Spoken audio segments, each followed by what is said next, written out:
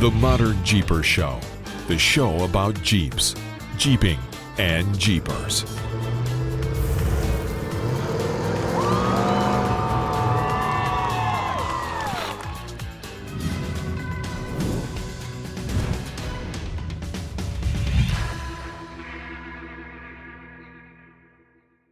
Well, hey, Modern Jeepers, another episode of the Modern Jeeper Show with me, Matson from Metalcloak, and Mr. Modern Jeeper, Corey Osborne.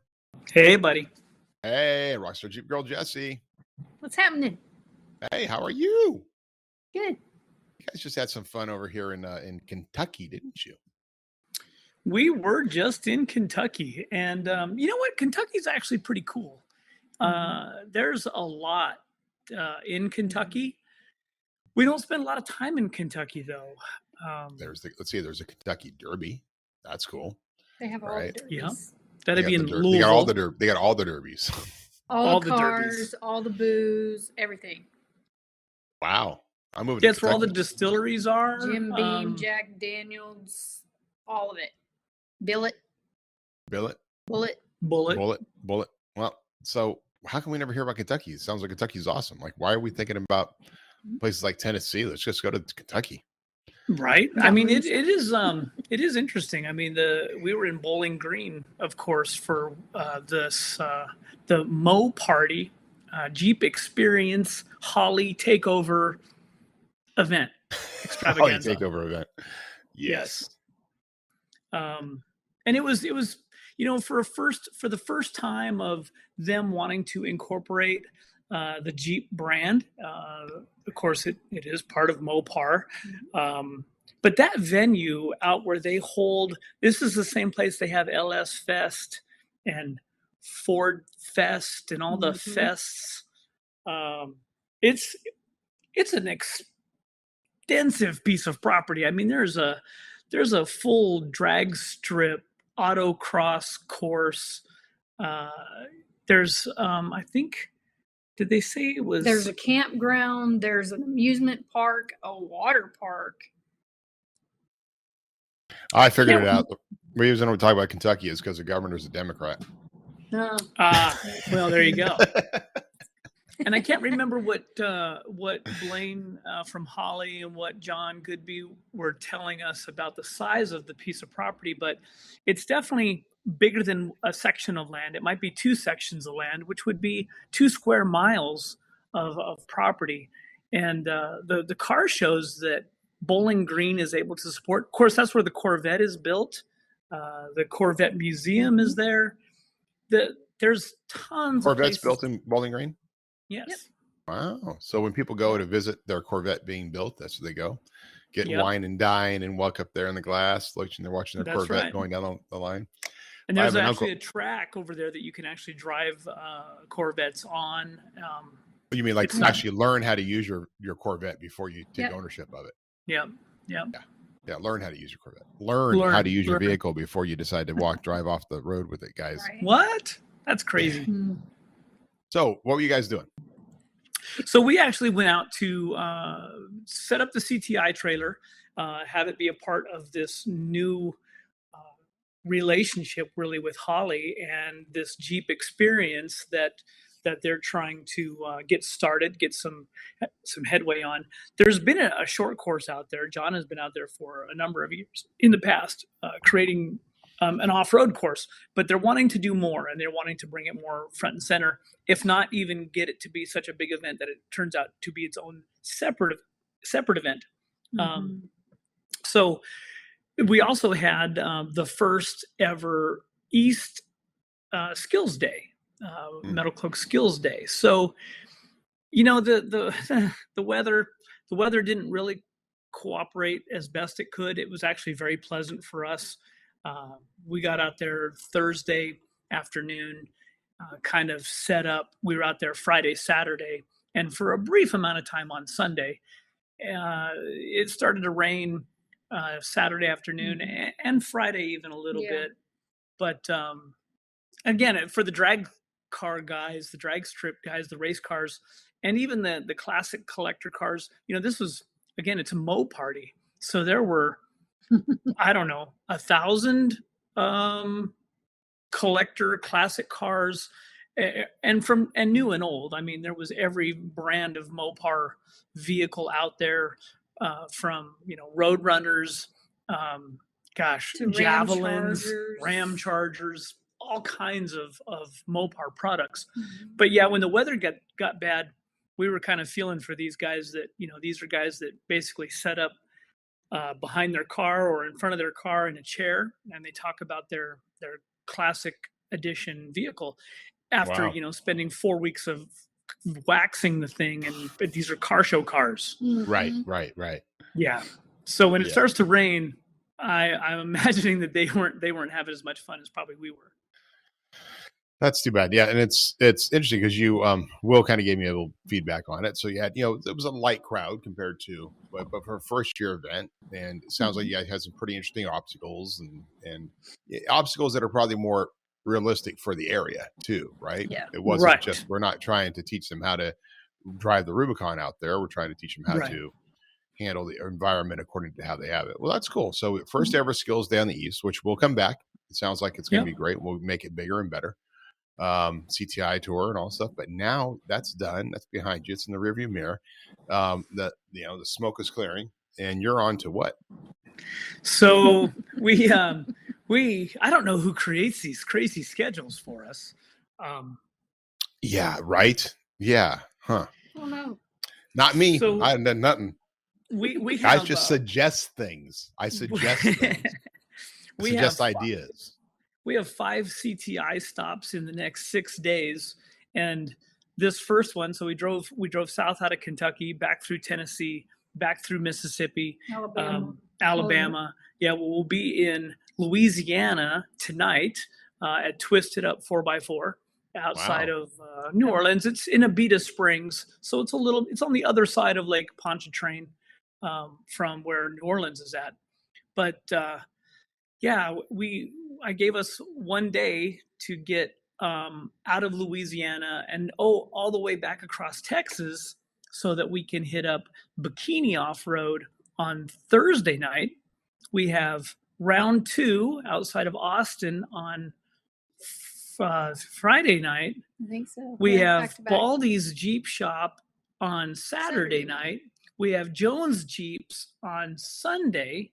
And then Wow. we are in Dallas Off Road, I think, Jeez. on Wednesday. So we have a small break to get back across Texas up into Dallas. And you need it. So yeah, I mean, we'll if have anybody's ever driven that stretch before. five separate shops in 6 days. Yeah. And we have to deal with driving across Texas for one of those. So it's going to be a long next week. But it's kind of what we do. And I think folks are pretty excited for us to come out and see them and get their rigs flexed out on the trailer. But just say if you have how many fans, like you start following because you have this, right? You have groupies that will come out to the Oh yeah. various CTIs, like, well, I did it over here in this state 3 days ago, and now I'm over here meeting you. I wanted to get it done because I made a little change and I put something on there and a little things with them. Yeah. Well, and it's really cool. Like we have a guy that is actually, we met him. Did he come to Moab or Colorado first? Rob. Colorado. So Rob Holbrook, one of our friends now that has become part of our Modern Jeeper family, he's actually been on a Modern Jeeper Colorado adventure. He also joined us. Moab and And from Valley. Moab, yeah, and Death Death Valley. Yeah. He lives in Mississippi. So he reached out yesterday, and he may see us tonight when we're up at Twisted Up because it's only a couple of hours away from him. But that's what makes this all so much fun, is to see the folks that we don't get to see all the time, and we run into in the oddest places as we're traveling across the country. So Yeah. Well, you see a lot of people. That's the cool thing about what you're doing. You're seeing people, you're doing it. And if it wasn't for that, it wouldn't be much fun because, no, it really, it would would get, be. it would get I'm pretty I'm sure he's monotonous tired for of me sure. by now. Nah. We've What? we've had some. It's again, so Kentucky, as far as Kentucky goes for a venue, what an amazing place. And Bowling Green, their food, it was wow. just, there was Yeah. a whole lot of variety there, which I didn't really expect. But but it's funny, you know, we travel sometimes, we get off the beaten path a little bit and we kind of hit some of the back roads, which there's a few states out there that you probably don't want to do that very far off the back roads unless you kind of have somebody with you that knows the area. So, Right. but yeah, it's been fun, and to get to talk Jeeps with Jeep people And race car people. and race car people. We did quite a few. Yeah. That's awesome. So you had a good time We with it. came and looked at the LJ on the trailer, and Yeah, we had wanted we to had some know. racers come up going, okay, so let's talk about what this whole Jeep thing is, and it's kind of funny. These couple of handfuls of guys came up and they were looking at the CTI trailer and they were talking about the LJ and they were like, well, this is like your dyno. This is like the off-road world dyno. And I kind of went, yeah, in a Sorta. way it kind of is. And they're like, you know, we're down there measuring horsepower and trying to get traction, and you guys are also trying to get traction, but you're trying to have a decent suspension set up. And it was kind of cool to see some of the performance guys excited about the off-road side as well. Interesting. Well, that's cool. I mean, the whole idea is there's still gearheads, right? And how many Right. times, especially when the JK was reaching its pinnacle peak of popularity, how many guys were calling us up and saying, yeah, well, I was into hot rods, my buddy took me jeeping, and now I'm into a Jeep, and I got to get a Jeep. Now, the flip side of that is those same guys would call us up and say, you know, your fender's off by a millimeter on this little section. And Right. I'm like, dude, this is a Yep. Jeep. Your bolts are not going to line up the same way. It's not manufactured the same way your hot rod is. It's not as precision as your hot rod. If you try to do that, you will be frustrated to heck. Yep. Mhm. I Very didn't true. say heck, but you know, I'm trying to be nice and politically correct on this. But yeah, it is definitely a world where you can have the same amount of enthusiasm, but you can't have Yes. the same amount of OCD with a Jeep. No OCD allowed with a Jeep. It's definitely different.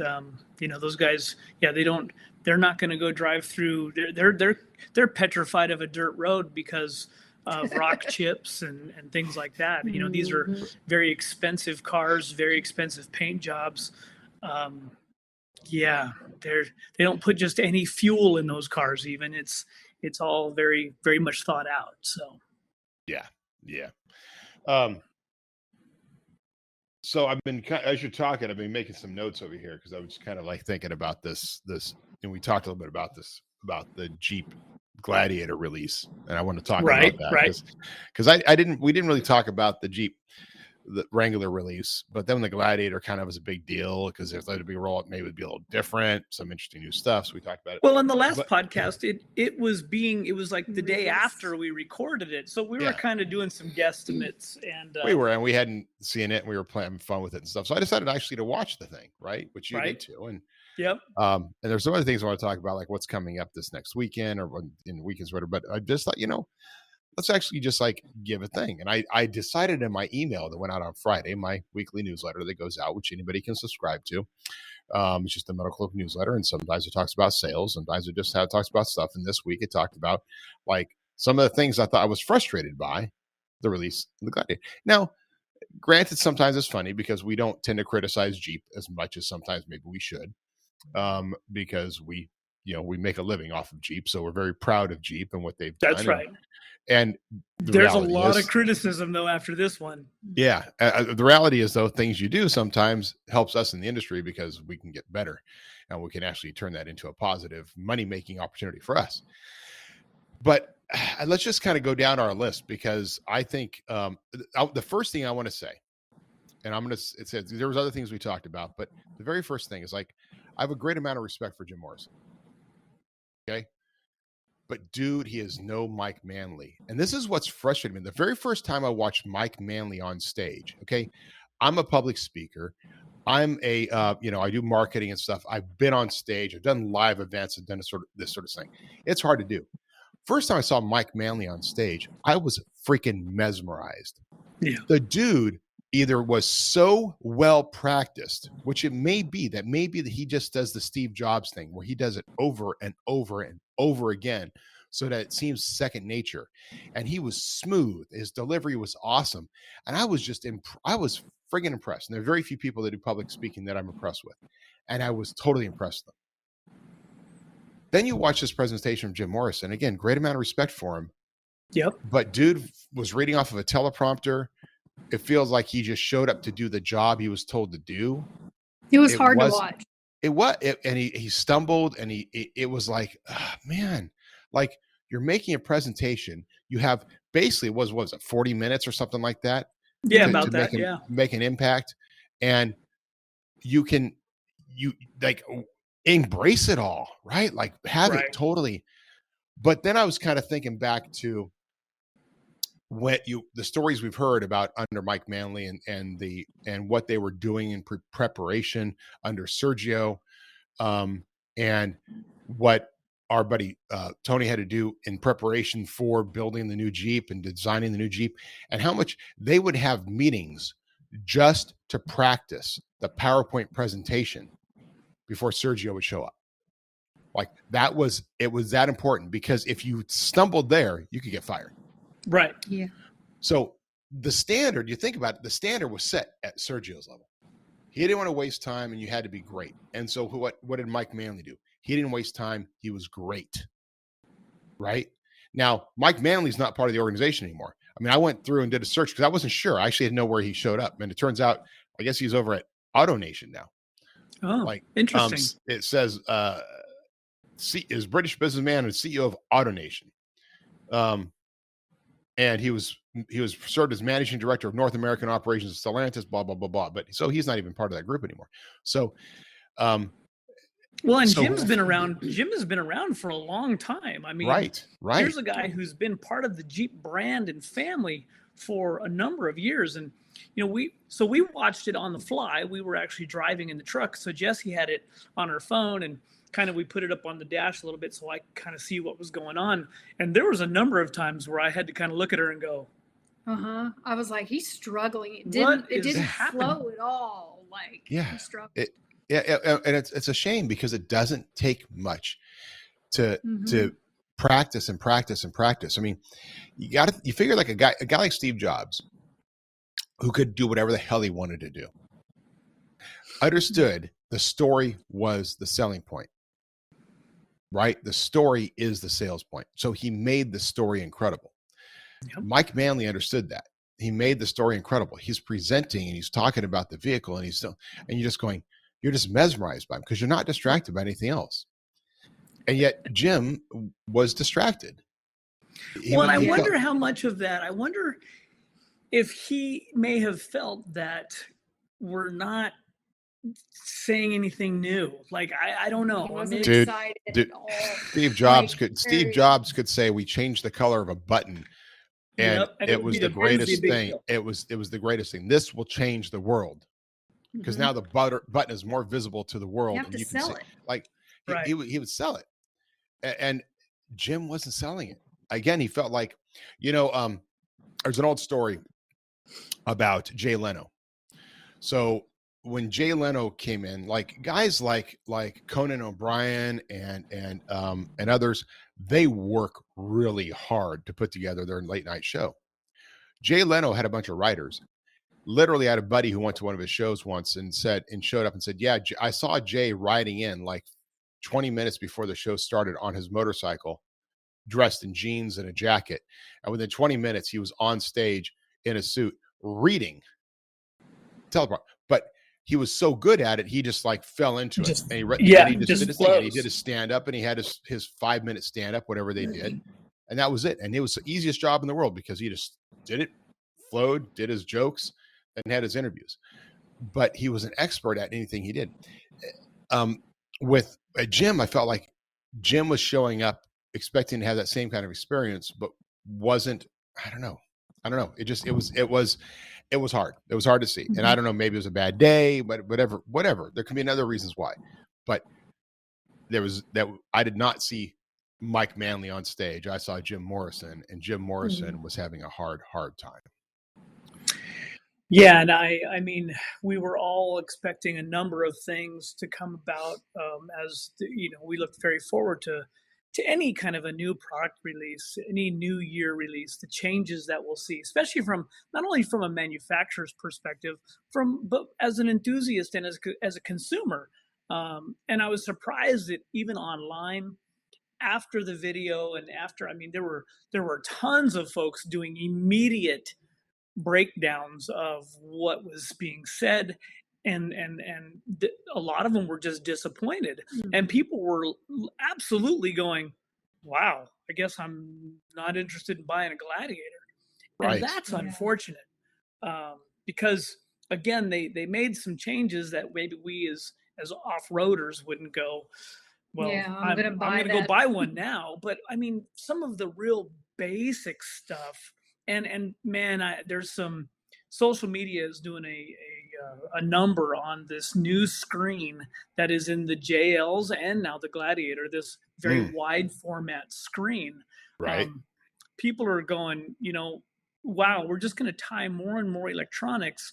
But again, it's a marketing thing. And we've talked about some of this in the past.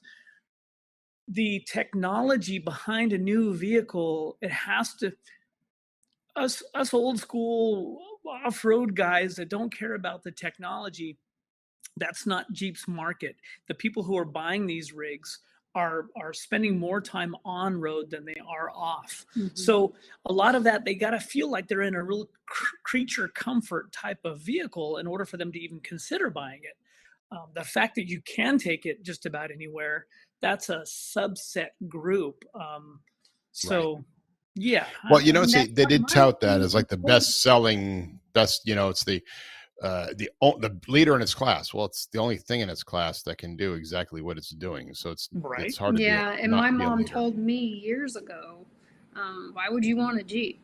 She liked her little Lexus and it was nice and cozy until I brought her the new Jeep.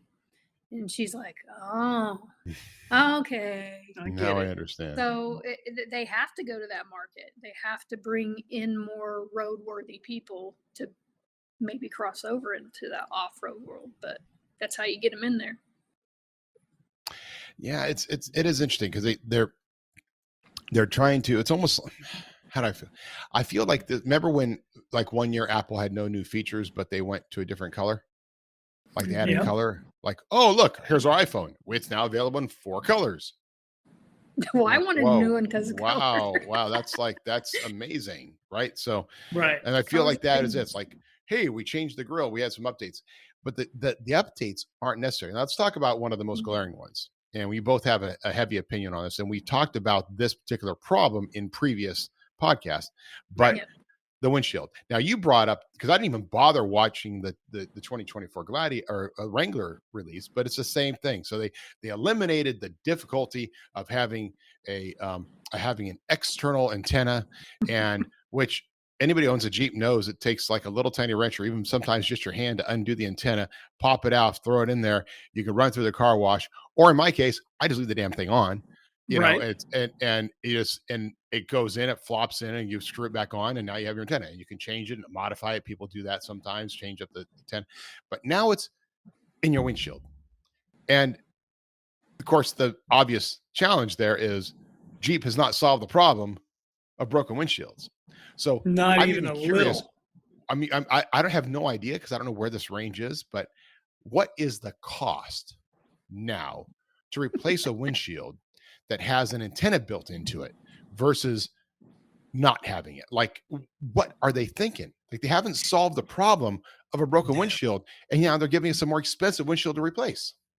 Our glass shop in Montrose, when we were trying to find a windshield for Jessy's Jeep, and of course we talked about this, it's Gorilla Glass, blah blah blah, but so many of these glass shops now, well, you have to put in your VIN number, and then that windshield is what's tied to the VIN. So she was saying, well, we have to put Gorilla Glass back in it.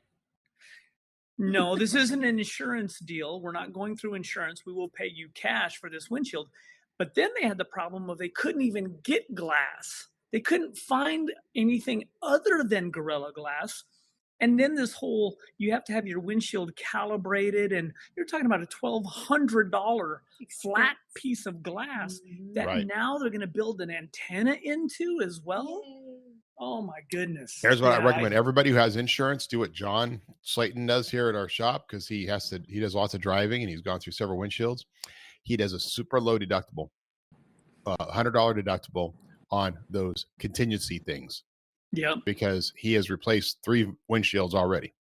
Well, and every state is different. So Yeah. like down in Florida, I think it's $25 and it's a mandatory insurance Right. part of your insurance. It's a separate rider that $25 windshields all day long. Like in Colorado, that's just not the case. But yeah, it's very interesting. I mean, we have a $100 glass deductible, but because of the way our insurance works, that's a claim. So if I file a claim for my insurance, it actually so I get a percentage of my premiums back each year based on no claims. Mhm. Well, after you have one claim, you have to wait 3 years before that starts again.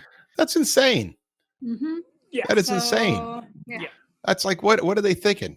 Man. So, It'll you know, it's funny deter because you from always have doing these it. out here in California, and you see these gas station setups, right? Like the guys there will fix your windshield, and it's free to you, right? And they come out there and they fix your windshield and they get your insurance information and stuff. And I've never quite had anybody. Maybe one of our listeners can reach out to me, Matson@Metalcloak.com, prove or identify or actually back up the fact that that's supposed to not affect your insurance. right. And maybe in California that's the case, but it sounds like if somebody comes up and fixes your windshield and puts a little putty or whatever, little bit of the liquid stuff into your Filler. windshield and sends it in and to your insurance company, that's a claim. Yes, for me it is, and I've checked with my agent. And I've loved my insurance; those guys are great. It's catastrophic, basically. I mean, you're only going to file a claim as if you're talking about $5,000 and higher in repairs. Yeah. Wow. But yeah, so this is just the one. I mean, this was just the windshield out of the 4 changes they made to the Gladiator. Well, of course, they had the grill and the whole grill controversy and stuff, and it's a little bit shorter. We got a 2024 in here just the other day. Wrangler just starting the process on learning about it because there are things that are different, little things, just stupid things, sway bar link bolt sizes, for whatever reason get changed up, and it's the little things that bother us more than others. It's like the guy who we got to make sure that everything fits. Is our long arm kit going to work same in the frame? Is there a change in the frame in that location where everything works? How do our skid plates work? All these different parts and products that we have and pieces that we have need to go back in, and you can easily say, oh yeah, it doesn't look there's much changes, but you never know. I mean, they changed the front grill, so how does that change fender location? Did they do anything else to that front frame area where the fender bolts into? All those things have to be figured out. Half the time we're hearing it from customers because we're still going through the process. Guys, just so you understand, companies like ours don't get a phone call and say, hey, we have a 2024. Why don't you send your engineering team out, or here's the new specs, or here's the files, here's everything you need so you can go ahead and build it up so you're set to go. We're not a supplier. No. We're not AEV. AEV probably gets all the files 2 years ahead of time. Here's for you to start designing stuff so you can have the X version, right? They have these new X versions that they're coming out, the Rubicon X and the Mojave X, which are basically upfitted base models with AEV products on them. Like, and those guys I guess they made up, because I remember before there was actually a battle between Dave and Jeep. Like, the whole idea that Jeep was coming out with a truck pissed Dave off over at AEV so much that they had a falling out. But I guess they're making love again and they're together. That's so What's sweet. interesting is I'm curious as to how they're going to continue on with the MoPar lifts that they've been offering as an upgrade. Their little 2-inch kit, and now AEV is going to offer their 2-inch kit, and they're kind of pushing the AEV side. So is now the MoPar accessory side kind of going, yeah, maybe. Well, but MoPar still has arms and stuff like that. AEV doesn't do arms; they still do drop brackets and things. They keep the stock arms. So, but it'd be interesting. That is an interesting relationship, right? For sure. So it's Jeep trying to do different things with different people, and I think it's cool. I think it's good that people can get the option of getting all that stuff and have the upfitted rig. But now you're talking, how much more does that raise the price of this rig? Right, from an X model, like, I mean, I don't know. So, and then you have this whole 8-way power seat on the driver's side. Oh, yes. Talk about that. Yeah, that's, Jeep is still saying that it's a 30-inch, I think it's 30 inches of water fording capability. And so that they've verified that the seat controls are all, weatherized, weatherproof. You could still have water inside the interior. I'm sorry, but the 8-way power seat, it just wasn't like, oh, I'm definitely going to buy a Gladiator now. Yeah, and I didn't catch like how many models it's going to be on, or if that's just like the total upgrade package. Because I'm sorry, I like my manual seat in my Jeep, right? I'm not looking for, it's not like it's the Mercedes I was looking at buying for the wife where, it has 3 buttons. But I get mine, it automatically adjusts. Right. And one for my wife, it's like you get in there, you grab the handle, you push back. Now, I've always been less than happy with the little pumping handle you got to use to try to that's always kind of lumbar freaky. support. Yeah. That was always stupid, right? To me. And then they went to having like the pull strap. The pull strap I hate the pull strap. Yeah, You the never pull find it. Yeah, you're looking for the pull strap on the side and trying to do it versus just the little handle you wanted, right? So their seats definitely can be improved, and the pumping handle, which they've had since the JK, I don't get. I mean, it's just like I'm trying to get it to work, and like, well, that's kind of it. That's maybe that's the support I need. I don't know. I mean, My booster seat. Too much pumping. It's like I never bought Nike pumps or whatever they were. Adidas. Who came up? It was a Reebok pumps, huh? Never bought those. Why would I want this in my seat? So I don't get that. So you could do better. But do we really want to have like all these electronics in our seat? Right. I mean, there's still folks that are ordering the one-touch top, which I get it, some automation there, and this pretty nice top that, I mean, when the top's retracted on that, and you can take out the side panels, that it's kind of cool. So now you have a power top and a power seat and power windows, power locks. If we don't have to go back that many years and talk about some of the earlier Jeeps. These are things that were just in cars. These were just in SUVs. Right. And they were going to the mall. And apparently maybe that's where the majority of folks are going. They're all just going to the mall. You know what? Mall crawlers are a thing. This is true. That's okay. This is true. It comes back to that advertising campaign they did with the JK early on, which I think still was their greatest advertising campaign of all. And that was to convince housewives that it was a family convertible. And they did a great job. Housewives wanted this. You had a family of 4, could be in the 4-door convertible with the top down. And they just got away from that. So, I mean, I'll use that as a transition to commercials because they touted a couple of commercials. Right. I talked about one aspect of my email, but I'm going to talk about another one here first. Okay, guys, maybe California is a big market for you, but the rest of the country hates California. You can bleep out that word, okay? Like the fact that they have these commercials are about California this and California that. Dreaming, and I mean, most people don't live in California because they don't like California, because California is maybe you want to go visit there, but people are leaving California right now. People are leaving your core audience, your Jeepers, your off-roaders, your patriots who want to own a Jeep because of what it means to the history of America are leaving California. Why are you promoting this California dream thing in 2 separate commercials? Driving people back to California. And there's no 4xe Gladiator. If it was a 4xe Gladiator, maybe California would jump on board.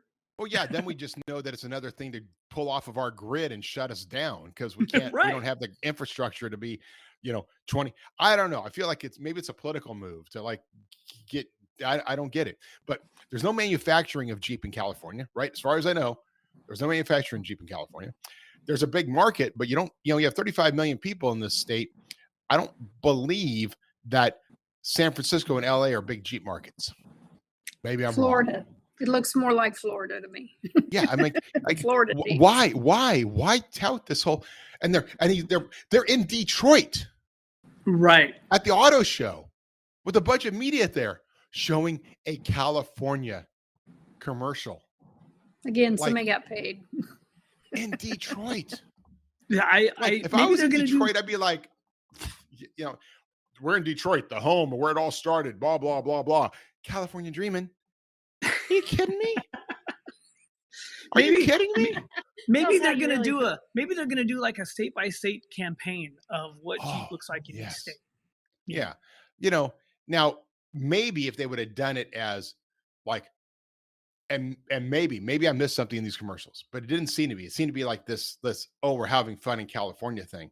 It kind of reminds me of the Jeremy Renner commercials in the very early days, like when the JL first came out. They did somebody at Jeep marketing, and we know this to be a fact because we've had people tell us this who worked there, really wanted to meet Jeremy Renner. And so they did this, they hired him to do this commercial. Yeah. And it was basically Jeremy Renner driving in his Jeep. I think it was I don't even think it was a Wrangler. I think it was a Grand Cherokee or something. And so that he can go to his little pub and play in his band. Okay, one, nobody cares that Jeremy Renner plays music. I'm sorry, Jeremy. I love you, dude. You're awesome. But we're not sitting back going, yeah, Jeremy music. Like, that's not what we want. We want, yeah, Hawkeye. Right? So maybe if he would have like pulled up and grabbed a bow and arrow set and walked There over you and go. started doing some hunting, then people would have been like, oh, dude, that's badass. I want a Jeep. But they didn't. It's like they did this thing.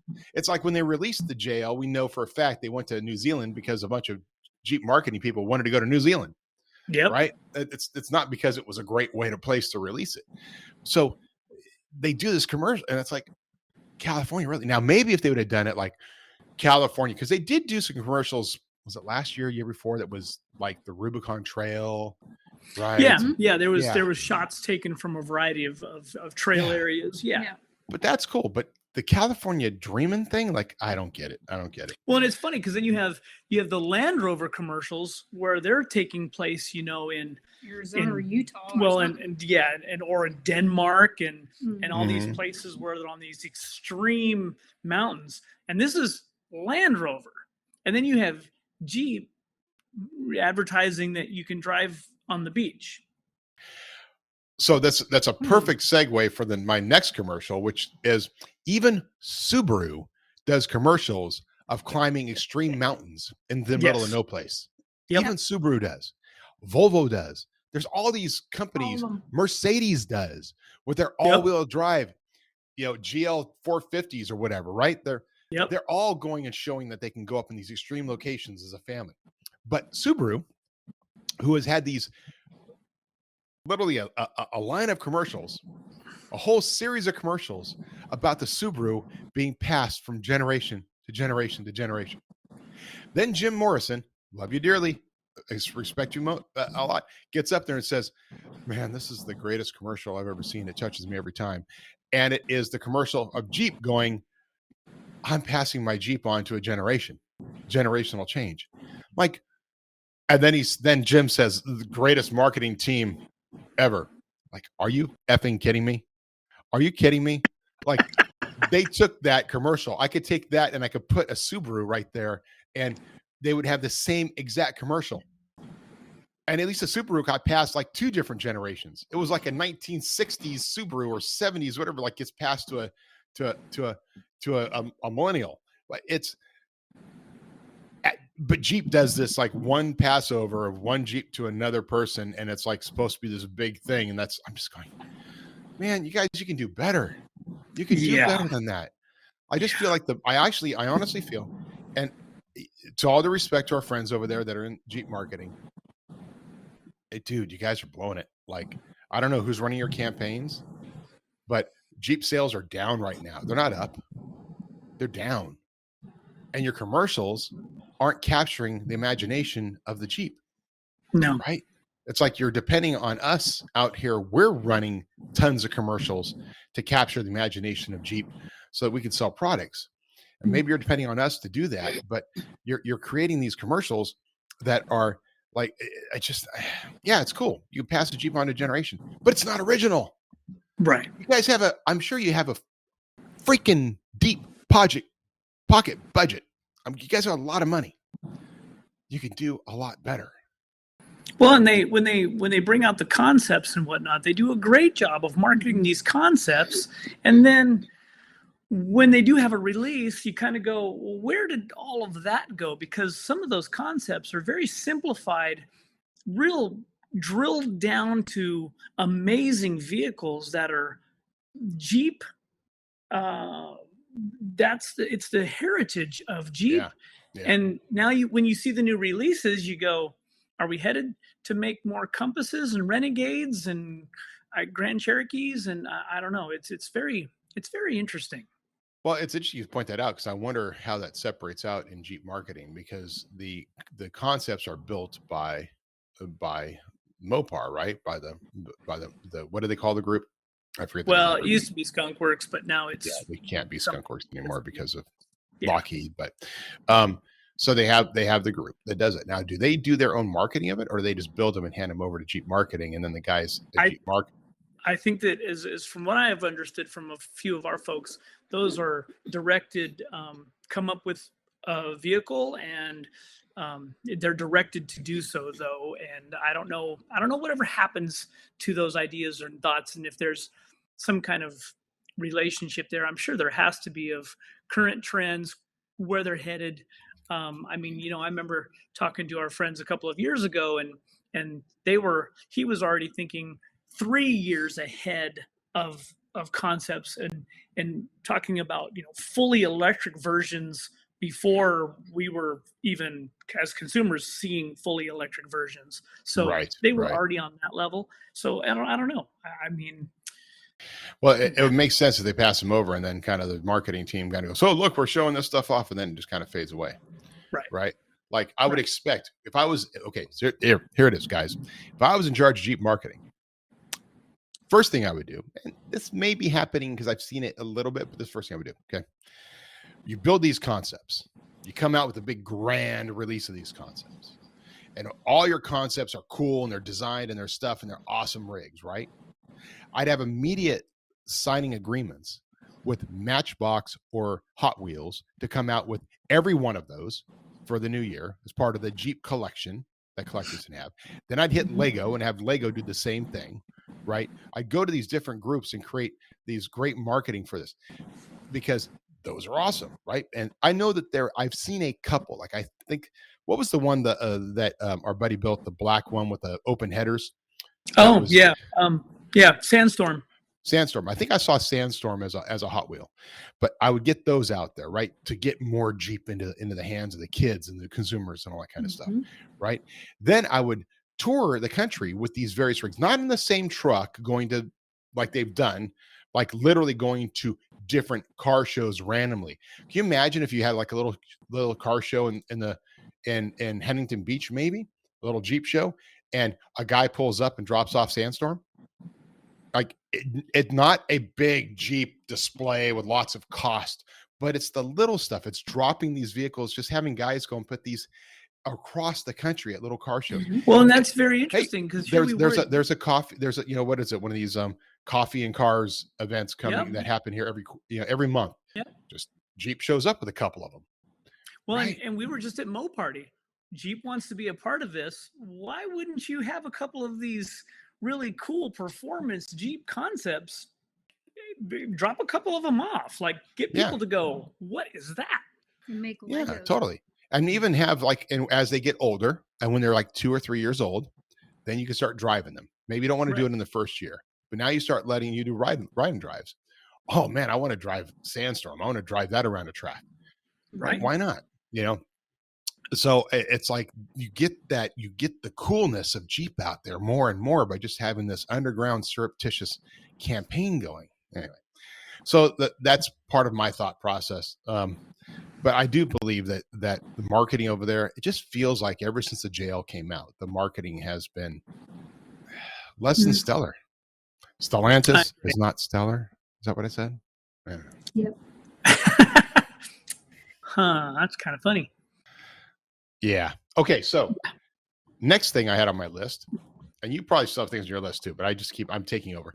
The next thing on my list, and this is something we have talked about, and I talked about it in my email, is the trail maps.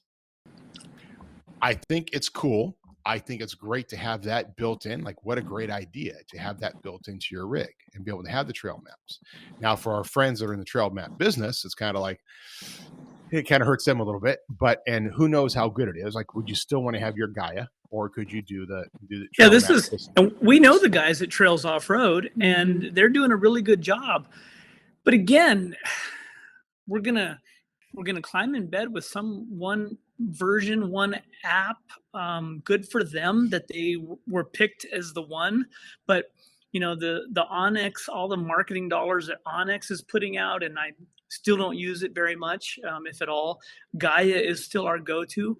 But again, really, Jeep is going to incorporate the badge of honor stuff into there, and man, we're just beating all these trails to death. But right, and that's the problem. That's what a problem I mentioned in my email was like, okay, guys, so now we have a bunch more people exposed to trails. Now they think they have the trail map, and now they think they know.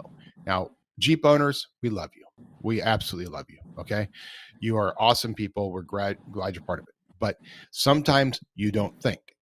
Sometimes you just go and do. And when you see all of a sudden a trail map popping up on you and like, oh, cool, I can just go here. Look here. We got the map, sweetie. We got the map. We can go. Yeah, yep. This map tells us everything we need to know. And it ain't true. Like, you're not prepared. Like, I imagine this is going to create more problems where more people going onto the trails that shouldn't go on the trails, more people trying to go do badge of honor trails thinking, well, I've got the system built into Jeep. Jeep says I can go. The map looks green or whatever it does in there. It gives you all this data that suddenly you think you can go, and you're going to have more problems because it's just like Google Maps. When Google Maps tells us in the middle of winter that it's okay to go Immigrant Pass from right. 50 over to over the summit through Immigrant Pass, and people start driving it who are from the Bay Area in their 2-wheel drive car and realize they're stuck in snow. Yeah. But Google said I can go here. Yeah, but there's snow in front of you. Right. Open your eyes, and it is the same thing. All of a sudden, you're gonna have these maps. People, well, the map said I could go. Yeah, but the trail's closed. Or yeah, it's a problem. It's even a problem right now before we've given them the maps that people are using whatever their systems are to go into the San Juans of Colorado, to the trails in California, all over the country, and it says, well, you may or may not need a locker, and we recommend 35-inch tires, and whatever those recommendations are, people, that's just like, I've been driving my whole life. I can go do that now. Right. Yeah. If you haven't done a Skillz Day, if you haven't done a training, stay off some of the bigger trails. Don't go to try to do Rubicon. There was a little thread that popped up on Jail Wrangler Forum or something like that. Like, hey guys, I'm going to head to the Rubicon. Anybody want to come out there and meet me out there so I can go with them? Because I don't want to do it by myself. Of course, you can imagine he got immediately lit up like, do not do the Rubicon by yourself. Right. Based on your signature, your rig's not ready. Right. And after many people being honest with him, he goes, I get it. Yeah, I think I'm going to do it next year after I build my rig a little bit more and I can do it with people. Like, they think that, hey, it's a trail. I can just go do the trail. Yeah. Well, and I bought all the cool guy stuff. It's all over my Jeep. Obviously, my Jeep can go do it. Right. Well, Jeep says my Jeep is trail rated in its stock. That's right. Because Jeep took stock Rubicons through the Rubicon. Through it. Right? Yeah. All 15 of them with a bunch of guides and camera guides. And there's no photos of what they look like after they got off the trail. Nope. Listen, even a built rig, if you not know how to drive, can get damaged. We've got one here. One of our new guys. He built Gladiator. He went in on the Rubicon with some other friends and didn't get properly spotted. And so the friends that went with him are to blame for that, but he didn't get properly spotted, and he caused body damage because he didn't know what he's doing. He was brand new. Didn't know what he was doing. It happens.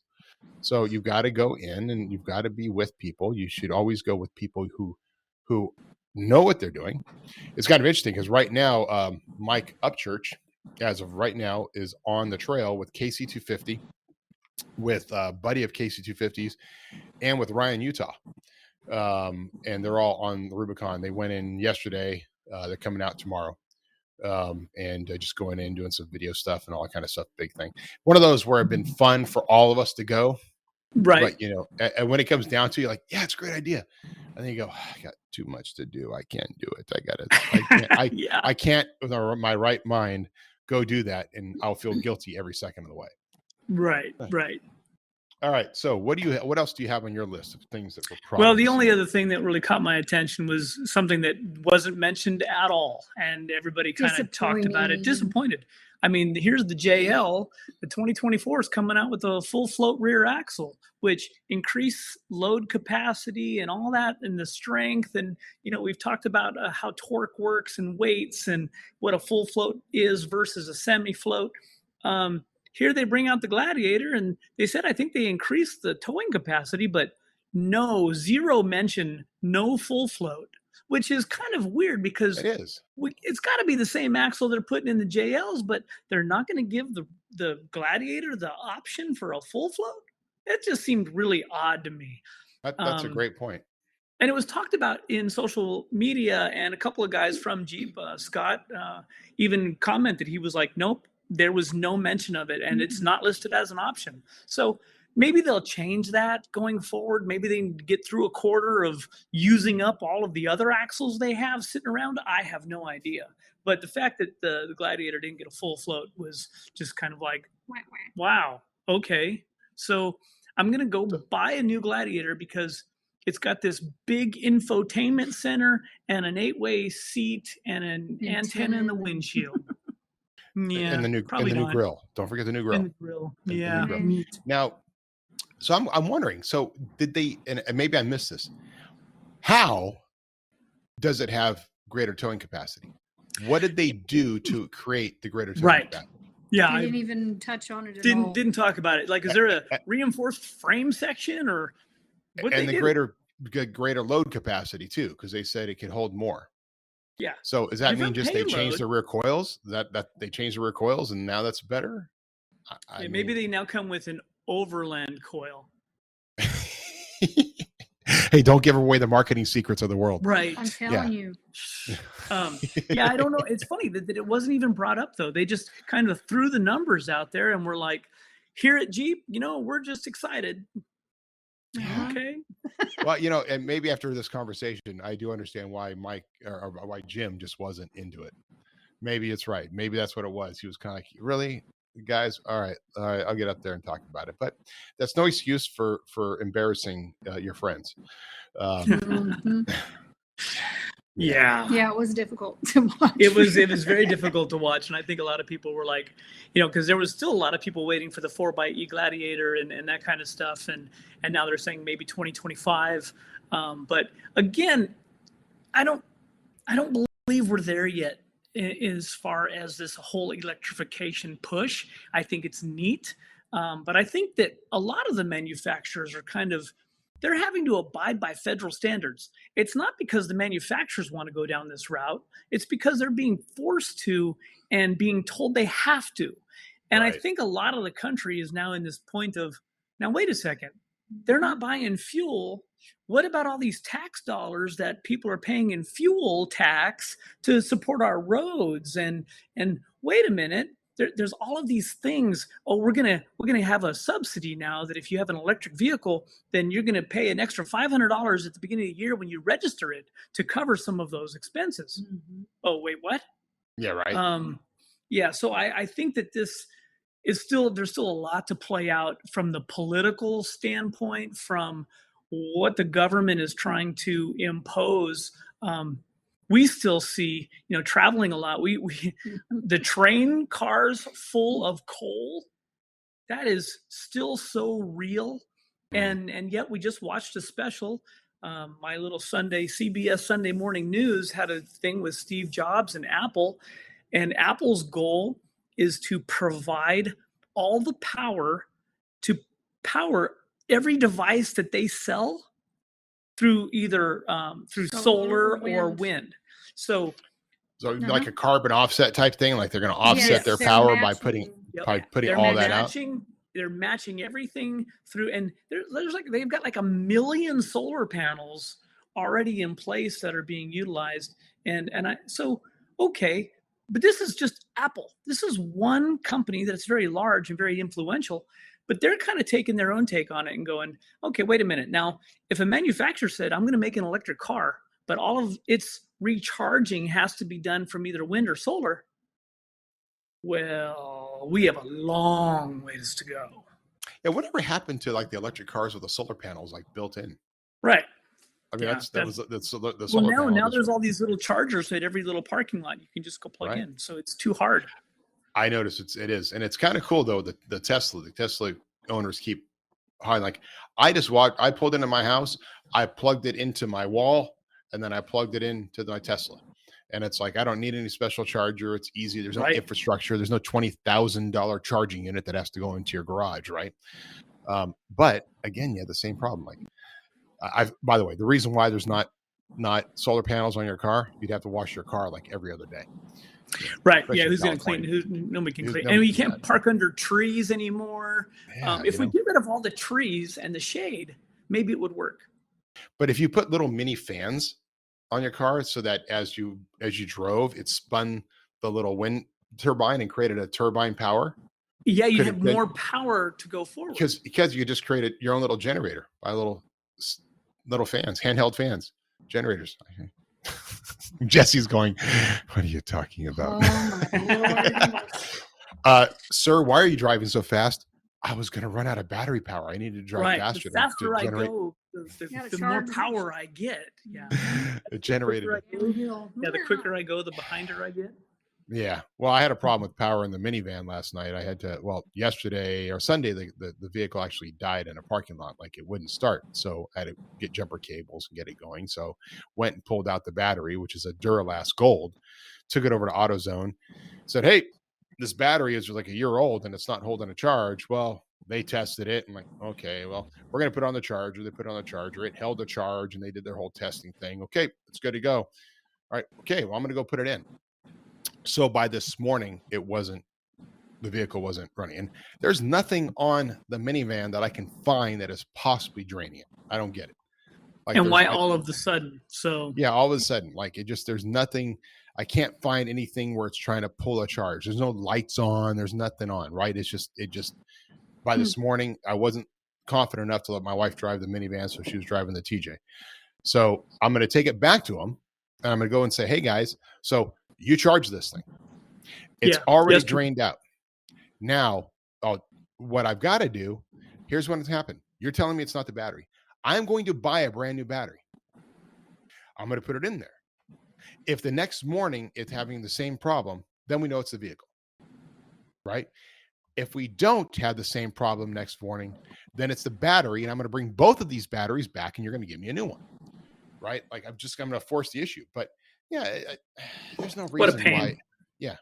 But now we're dealing with these cars, all electric. By the way, I love it. The other day there was at a car wash, and the Tesla was going through. Car wash got all washed, and then that particular car wash has an oil change station. Like just one of these fast lubes. So me and one of the managers of the car wash was watching as the lady drove out and drove over into the oil change line. And he took a quick photo because it was going to be perfect for his social media. But we're like, what is she doing? What is she doing? Because I don't know if they have to lube anything on a Tesla, but there's no oil. Turns out she was looking for washer fluid. So the guy came out with washer fluid and filled up her washer fluid. But there's nothing greater than seeing a Tesla pull up into an oil change line. That is pretty awesome. And you walk out there, pop up the hood. Yeah, you can imagine what the guy was like. Excuse me, what can I do? What would you like us to do here? Yeah, I need a 5-point inspection, but I just need this. Thanks. That's right. Hey, real quick, you guys got your stuff coming up. You're doing your tour in 2 weeks or a week and a half. Week and a half, man. God, it is Off Road Expo. Oh, yes. Pomona Off Road Expo, Saturday, September 30th and Sunday, October 1st. We'll be down there. We'll be bringing a couple of rigs. I imagine we're going to be showing off long arms in the booth. Mm-hmm. We're still trying to figure out which rigs we're going to bring. We're bringing them down. We'll have 2 rigs down there, of course, usually a 4-door and a Gladiator. Just not sure which ones are grabbing. Can you have the new shocks? We will have the new shocks. We will have the new shocks on display. So, and I I've shown off the decals. Boom, boom, Look at boom. there. Yeah, the Rock Sport Black. This goes this way. There you go. There you go. That's that. By the way, look at that. What is that? That is a body. That is a 2.5 inch body. You can watching it here. We got. There we go. That's better. 2.5 inch body. And you can't see. You got to like look at this finish. Like That's we just great. love that. There you go. You can see it right there. Kind of see the tumbled infinity finish. It's just, this is a beautiful, beautiful shock. Rock Sport Black. So this, don't worry about that label having scratches. This is actually a mock-up label that I did, but we will have the shocks on display, and you can see those. We'll have our ball joints, which are re-releasing here on display. So come on down and check us out, say hi, and we'd love to see you. Again, Off-Road Expo, that's the 30th of September and October 1st. Weird kind of date thing, but it'll be good. What else is going on? Where'd September go? Yeah, where'd September go? Well, I think we're in Arkansas then at Hot Springs, Arkansas Off-Road Park, Jeremy Rowe family event. So CTI trailer will be there set up. Come on out and see us if you're not out in SoCal, and that's really about it. We head home after that to reload again and hit the ground again. So check us out, CTI Tour on Facebook for scheduling, and CTI Tour on Instagram, metalcloak.com for event stuff, trying to do a little bit better job of cross promoting the events and whatnot, making sure they're on all of our pages. So and if you got dates for your event next year, I need those. It's time. Yes, it's time. It is time. Yes, absolutely. And we'll send out some emails this week on that to get everybody to submit. But yes, if you have an event happening, I don't care how big, how small, send it to us with the calendar. We'll get them on the calendar. Get the next calendar out, and we'll be probably doing something a little similar. If you've submitted an event to us too, we're actually going to take the time to send you your own calendar. There you go. I just promised that. So, cool. I like it. That's just, these things come to mind, and that I do them and then have to follow through.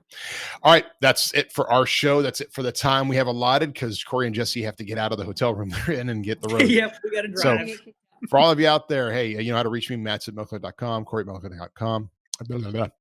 Corey at metalcloak.com. Metalcloak.com. Yeah, mental. Yeah, the mental cloak. Better capture that URL. And of course, you reach out, say hi. We love you, and we'll see you on the trails. Cheers. See ya.